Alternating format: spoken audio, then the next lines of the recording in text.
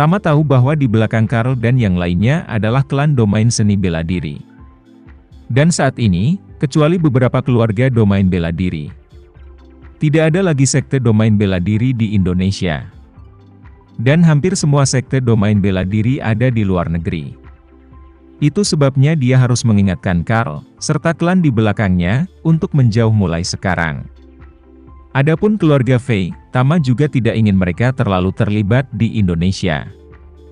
Lagi pula, begitu keluarga besar seperti itu mengalihkan fokusnya ke Indonesia, itu pasti akan memicu banyak reaksi berantai. Yang mungkin bukan hal yang baik untuk Tama dan juga keluarga Renza. Selain itu, dia juga tahu betul bahwa gadis Stella terlalu pintar. Jadi dia secara tidak sadar ingin menjaga jarak tertentu darinya untuk menghindari masalah yang tidak perlu. Baik keluarga Fei dan Carl, tentu saja, setuju tanpa ragu-ragu. Yang paling mereka takuti sekarang adalah kemarahan Tama. Jadi tidak ada dari mereka yang mau memprovokasi keagungannya. Hanya saja jauh di lubuk hati Sinta ada sedikit rasa pahit. Baru saja, dia masih berpikir dalam benaknya bagaimana mentransfer bisnisnya ke Indonesia di masa depan. Sehingga dia juga bisa menemukan kesempatan untuk bertemu Tama lebih sering. Tapi tanpa diduga, dia sepertinya telah melihat melalui pikirannya dan langsung membunuh pikirannya di buayan. Pada saat ini, Tama juga tidak ingin terus menunda keluarga Fei. Jadi dia mendesak Darwin untuk segera menandatangani dokumen hukum. Memberikan kepemimpinan Dewan Direksi kepada Sinta. Selanjutnya, Penatua Fei juga menandatangani surat kuasa dengan tidak sabar. Mengotorisasi sepenuhnya semua asetnya kepada Sinta. Dengan cara ini, Sinta secara resmi menjadi kepala baru keluarga Fei. Dan merupakan kepala keluarga dan memegang dua kekuasaan utama Dewan Direksi dan Keuangan. Selama dua kekuatan ini ada di tangannya, tidak ada seorang pun di keluarga Fei yang bisa melakukan apapun untuk menghentikannya. Ketika debu mereda, Sinta berinisiatif untuk mengatakan kepada Tama, "Tuan Renza, 50 miliar dolar dapat dibayarkan ke akun Anda kapan saja. Bolehkah saya bertanya kapan Anda berniat untuk memperdagangkan pil permajaan?" Tama tersenyum, "Aku bisa melakukannya kapan saja. Aku akan memberimu akunku sebentar lagi. Kamu akan membayar uang itu ke rekeningku dan aku akan segera memberimu pil permajaan." Stella berkata tanpa berpikir, "Baik Pak Renza, saya akan mengatur pembayaran sekarang." Tama mengingat sesuatu dan berbicara, "Nona Fei tunggu sebentar." Setelah mengatakan itu, dia mengeluarkan ponselnya dan menelepon Joshua. Ketika panggilan itu dijawab, Tama berkata, "Joshua, kirimi saya nomor rekening resi dari Chatachlis Mikfron. Saya akan meminta Nona Fei mentransfer 10 miliar dolar ke akun Anda."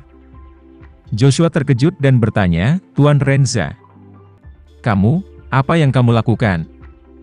Tidak ada kekurangan uang di rekening Front Chatachlis Mik. Selain itu bagaimana bawahanmu bisa meminta uangmu?" Tama berkata dengan serius, "Anda sekarang ingin membangun basis, perangkat keras dan perangkat lunak membutuhkan ban uang untuk mendukungnya.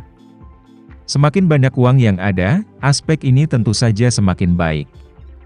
Dan Anda juga telah menginvestasikan banyak tenaga kerja dan sumber daya material kali ini ke Amerika Serikat. Bagaimana saya bisa membiarkan saudara-saudara dari Front Chatachlis Mik kembali dengan tangan kosong?" Joshua berkata, "Tuan Renza, seluruh Chatachlis Mik Front setia padamu. Kenapa kamu harus terlalu asing bagi kami?"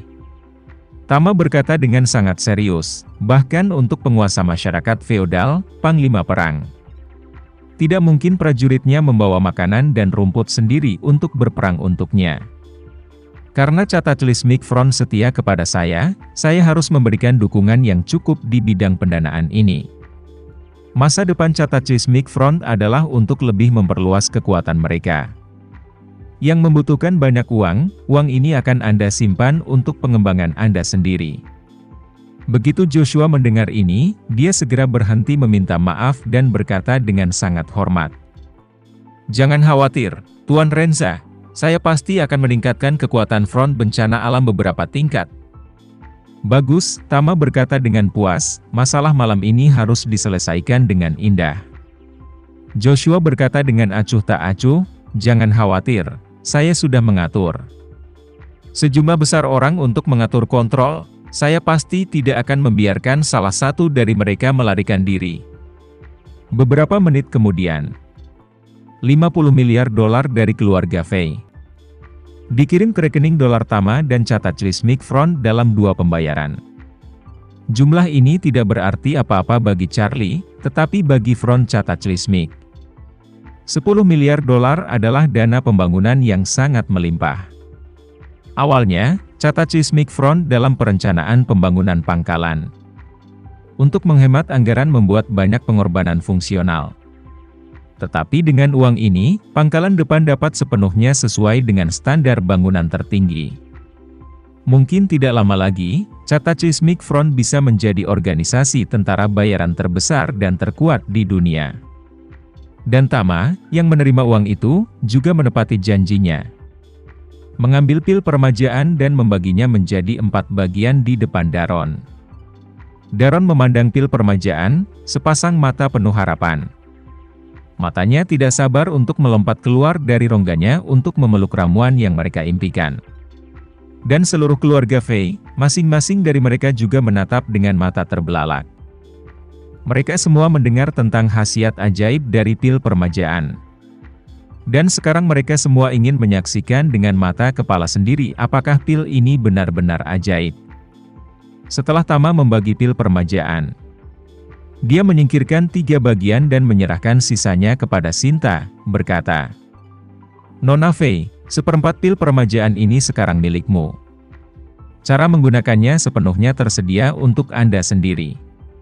Sinta berkata dengan penuh terima kasih, Tuan Renza. Setelah mengatakan itu, dia berbalik dan menatap kakeknya Daron. Tanpa ragu-ragu, dia menyerahkan pil itu kepadanya dan berkata dengan hormat, Kakek, kamu adalah akar dari keluarga Fei, tanpamu, tidak akan ada keluarga Fei saat ini. Jadi pil permajaan kuartal ini, kamu pantas mendapatkannya, terimalah. Daron mengulurkan tangan dan menerima pil permajaan, hatinya bersemangat dan tergerak. Dia senang karena dia akhirnya menerima ramuan permajaan dan hidupnya akhirnya diperpanjang. Dia tersentuh bahwa cucunya tidak mengecewakannya. Meskipun dia sudah berkuasa, dia masih memperlakukannya dengan hormat. Memberinya wajah, tetapi dia juga benar-benar baik padanya. Memikirkan hal ini, hilangnya kepala keluarga Fei tidak lagi berdampak negatif padanya. Sebaliknya, dia merasa bahwa mulai sekarang, dia akan benar-benar pensiun ke baris kedua. Makan pil permajaan dan menyanyikan lagu, setidaknya 1 atau 2 dekade hidup kurang menyakitkan. Jika cucu perempuan yang berharga ini dapat melakukan upaya lebih lanjut dan mendapatkan pil permajaan. Tidak masalah untuk hidup 30 atau 40 tahun lagi. Adapun kepala keluarga Fei, tidak ada yang bisa dipertahankan. Pertama kali dia memikirkan hal ini, suasana hati Daron menjadi cerah. Perasaan jernih ini, tidak hanya membuka jendela di hati. Ini hanyalah jantung ruangan yang dihancurkan dengan rasa sakit yang umum. Jadi, dia memasukkan 1/4 pil permajaan ke dalam mulutnya tanpa berpikir. Menutup matanya, dan merasakan kekuatan obat yang luar biasa dari pil dengan hatinya. Meskipun hanya 1/4 pil, efek obatnya masih sangat jelas. Dia hanya merasa seolah-olah tubuhnya lebih ringan tiba-tiba. Dan tubuhnya yang kelelahan dan semangatnya yang lesu sangat meningkat dalam sekejap. Ini memungkinkan dia untuk segera menangkap kembali perasaan menjadi lebih muda dari beberapa tahun yang lalu.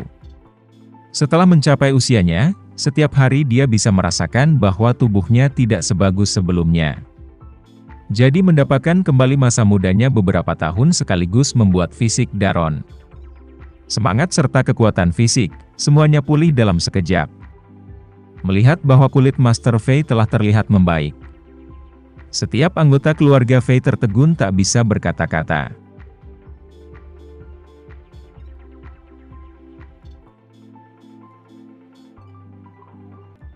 Sekian dulu ya video kali ini, kita lanjutkan lagi videonya di lain waktu.